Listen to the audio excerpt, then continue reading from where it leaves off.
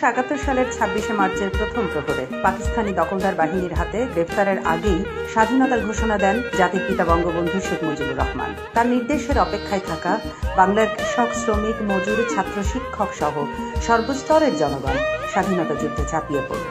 বাঙালির হাতে ক্ষমতা ছেড়ে না দিতে পাকিস্তানিরা যে কূটকৌশলের আশ্রয় নিয়েছিল তার প্রেক্ষিতে 3রা জানুয়ারি ঐতিহাসিক রেসকোর্স ময়দান, বর্তমানে সোহরাওয়ার্দী উদ্যানে নির্বাচিত গণপ্রতিনিধিদের শপথ পাঠ করান স্বয়ং বঙ্গবন্ধু। গণপ্রতিনিধিদের কণ্ঠে উচ্চারিত শপথনামায় নবীন এক রাষ্ট্রের আগমনী ধ্বনিই যেন উচ্চারিত হয়েছিল সেদিন।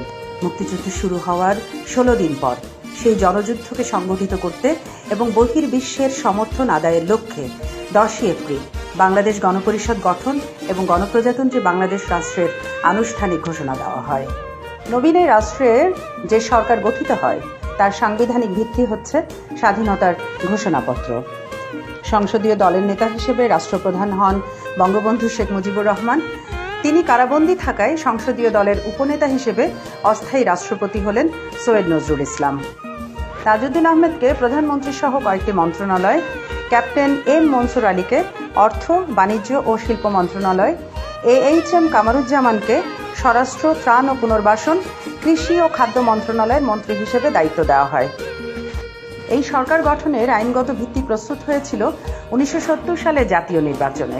সে নির্বাচনে জাতীয় পরিষদে 167টি আসনের মধ্যে 159টি এবং প্রাদেশিক পরিষদে 310টি আসনের মধ্যে 298টিতে বঙ্গবন্ধু শেখ মুজিবুর রহমানের নেতৃত্বে আওয়ামী লীগ নিরঙ্কুশ সংখ্যাগরিষ্ঠতা নিয়ে জয়ী হয়েছিল।